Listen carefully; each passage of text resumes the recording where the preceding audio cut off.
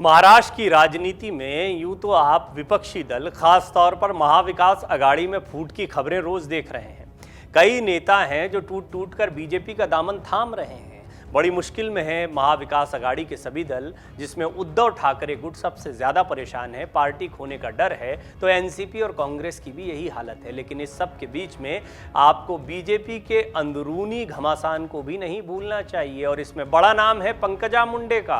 पंकजा मुंडे की नाराजगी पहले भी सामने आई है और एक बार फिर पार्टी ने उनको लेकर एक बड़ा फैसला किया है। वो क्या बड़ा फैसला है और क्या ये इनाम दिखाई देता है या एक सजा दिखाई देती है? फडणवीस और पंकजा मुंडे के बीच में कुछ दूरियां देखने को मिलती है। क्या इन्हें ध्यान में रखते हुए ये फैसला लिया है? फैसला क्या है ये आपको बताते हैं, और पंकजा मुंडे के राजनीतिक करियर पर इसका क्या असर पड़ेगा। आगामी लोकसभा चुनाव को ध्यान में रखकर देश की राजनीति में हलचल बढ़ गई है। विपक्ष बीजेपी के खिलाफ एकजुट होने की कोशिशें कर रहा है, तो बीजेपी के राष्ट्रीय अध्यक्ष जेपी नड्डा ने भी कई राज्यों के चुनाव प्रभारियों को बदल दिया है। महाराष्ट्र के कुछ नेताओं को बड़ी जिम्मेदारियां दी गई हैं। इनमें दो बड़े नाम हैं, विनोद तावड़े और पंकजा मुंडे। विनोद तावड़े को बिहार जैसे बड़े राज्य का प्रभारी बनाया गया है। वही बिहार जहां पर महागठबंधन की सरकार बन गई है, बीजेपी को विपक्ष में आना पड़ा है। तो पंकजा मुंडे महाराष्ट्र की राजनीति में अब एक बड़ा चेहरा है। उन्हें मध्य प्रदेश जैसे बड़े और बेहद अहम प्रदेश की जिम्मेदारी दी गई है। आगामी विधानसभा चुनाव के पहले ये जिम्मेदारी बड़ी जिम्मेदारी मानी जा रही है। लेकिन फर्क सिर्फ इतना है कि पंकजा मुंडे सह प्रभारी बनाई गई हैं। उन्हें प्रभार तो दिया गया है, लेकिन पंकजा मुंडे सह प्रभारी हैं। इस बात पर गौर करें। यहां पर पंकजा मुंडे और विनोद तावड़े की चर्चा जरूरी है। इनकी चर्चा क्यों जरूरी है? इसलिए क्योंकि पंकजा मुंडे और विनोद तावड़े दोनों ही पिछली बीजेपी शिवसेना गठबंधन सरकार में मंत्री थे। फडणवीस सरकार के भीतर पंकजा मुंडे का अपना एक गुट तैयार होता दिखाई दे रहा था। विनोद तावड़े पंकजा मुंडे के गुट के ज्यादा करीब थे। केंद्रीय नेतृत्व ने फडणवीस की इस असहज स्थिति को समझा और दोनों को केंद्रीय राजनीति में खींच लिया गया। पर इस बात को समझना जरूरी है कि ऐसा क्यों हो रहा है। विनोद तावड़े का कद कल पंकजा से कम या फिर कम से कम बराबर समझा जाता था। आज वो पंकजा मुंडे से क्या आगे निकल गए, बड़ा सवाल है। उन्हें प्रभारी बनाया गया बिहार का और पंकजा मुंडे को सह प्रभारी मध्य प्रदेश का। शायद यही कारण था कि पंकजा जब शिंदे और फडणवीस की गठबंधन वाली सरकार बनी तो उनके शपथ ग्रहण कार्यक्रम में नजर नहीं आई थी। इसके बाद से राजनीतिक गलियारों में तरह तरह के कयास भी लगाए जा रहे थे, लेकिन फिर भी माना यह जा रहा था कि पंकजा को बीजेपी बड़ी जिम्मेदारी जरूर देगी।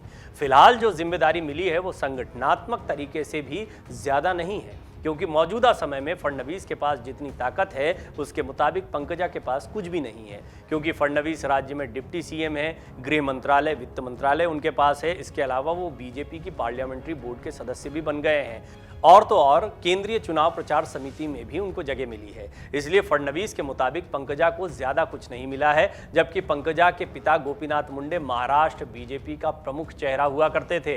लेकिन बीजेपी के इस फैसले के पीछे अपनी कुछ वजह हैं, उनको जान लेना भी जरूरी है।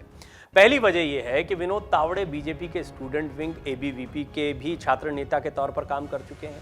उनके पास संगठन की समझ और नेतृत्व का अनुभव दोनों ही पंकजा मुंडे से ज्यादा है। उन्होंने अपनी योग्यता कदम कदम पर साबित भी की है। राष्ट्रपति चुनाव के वक्त भी उन्हें कुछ राज्यों में जाकर समर्थन जुटाने की जिम्मेदारी दी गई थी। बिहार का प्रभार देने से पहले उन्हें हरियाणा का प्रभार भी दिया गया। 2021 में वो पार्टी के जनरल सेक्रेटरी बने। इससे पहले 2020 में वो सचिव बनाए गए थे। इसके अलावा विनोद तावड़े 2008 से ही चुनावी राजनीति में बने रहे हैं और किसी न किसी पद पर काम करते रहे हैं। विधायक रहे, मंत्री रहे। विनोद तावड़े पंकजा मुंडे से सिर्फ एक मामले में कम है, और वो ये कि पंकजा मुंडे महाराष्ट्र बीजेपी के एक जमाने में धुरी बने रहे गोपीनाथ मुंडे की बेटी है। बीजेपी का संदेश साफ है, परिवारवाद का नहीं, यहां कोई हिसाब है। काम करके ही बढ़ता यहां पर ग्राफ है। विनोद तावड़े पर पार्टी ने कितना भरोसा किया वो इसी बात से समझा जा सकता है कि नीतीश कुमार के जाने के बाद बिहार की चुनौती बहुत बड़ी है। तावड़े पर भरोसे का अंदाजा इस बात से लगाया जा सकता है कि उनके मुकाबले उनसे सीनियर और कद्दावर नेता रहे प्रकाश जावड़ेकर को केरल का प्रभारी बनाया गया, जबकि तावड़े को बिहार की जिम्मेदारी सौंपी गई है। 2019 का चुनाव हारने के बाद से ही पंकजा लगातार पार्टी में हाशिए पर धकेली जाती रही है।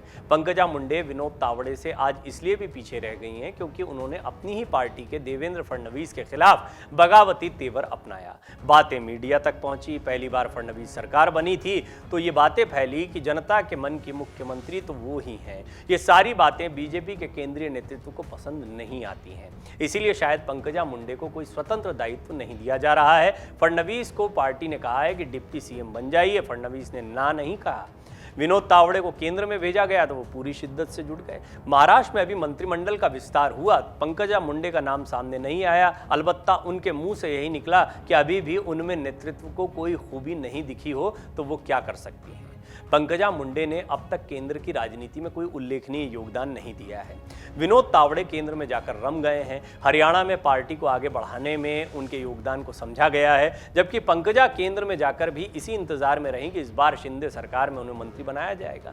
सवाल है कि जो काम दिया गया है उसमें मन लगाने के बजाय पंकजा का मन आखिर महाराष्ट्र में ही क्यों लगा रहता है। पंकजा मुंडे को चाहिए कि अगर उन्हें केंद्र की राजनीति रास नहीं आती है तो वो केंद्र से अपनी सीमाएं साफ तौर से बताएं। हालांकि ये पार्टी का अंदरूनी मामला है, पंकजा मुंडे क्या सोचती हैं, पार्टी क्या सोचती है तो अलग बात है, लेकिन राजनीतिक विश्लेषक बहुत स्पष्ट तौर पर ये बात मानते हैं कि बीजेपी की जो अभी तक की परिपाटी रही है, राजनीति करने का तरीका रहा है, वो पंकजा मुंडे का जो एक्ट रहा है उससे मेल नहीं खाता है। आधा मन यहाँ आधा मन वहाँ लगा रहता है तो हाथ में कुछ नहीं आएगा, और ये बीजेपी में कई नेताओं के साथ हुआ है। पंकजा को चाहिए कि वो विनोद तावड़े की तरह जो जिम्मेदारी दी जाती है उसे शिद्दत से निभाएं, ये तमाम राजनीतिक विश्लेषकों का मानना है।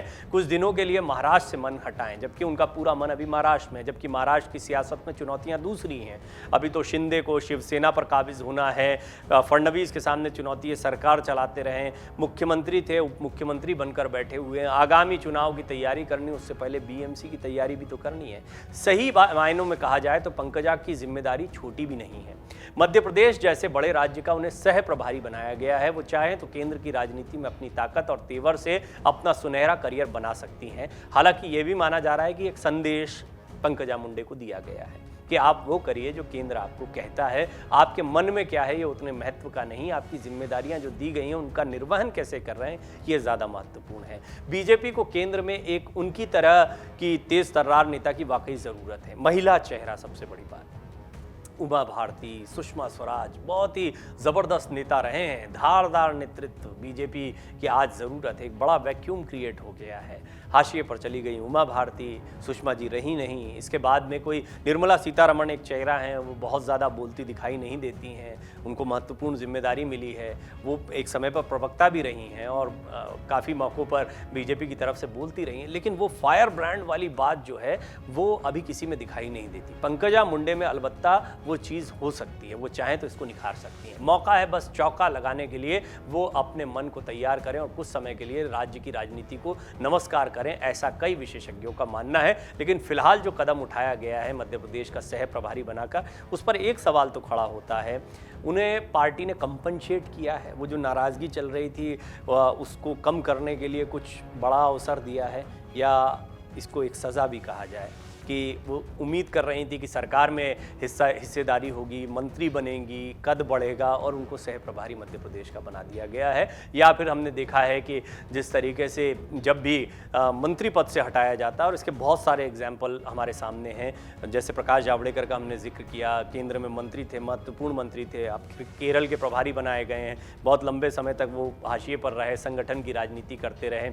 रविशंकर प्रसाद ऐसे ही हैं, राजीव प्रताप रूडी ऐसे ही, कई लोगों को मैसेज पार्टी ने दिया है। क्या पंकजा मुंडे को इसी तरह एक मैसेज दिया गया? ये भी एक महत्वपूर्ण सवाल है। डाउनलोड करें अमर उजाला ऐप और पाएं खबरें लगातार। अगर आप ये वीडियो YouTube पर देख रहे हैं तो हमारे चैनल को सब्सक्राइब करें और बेल आइकन को दबाना ना भूलें। अगर आप Facebook पर ये वीडियो देख रहे हैं तो हमारे पेज को लाइक करें।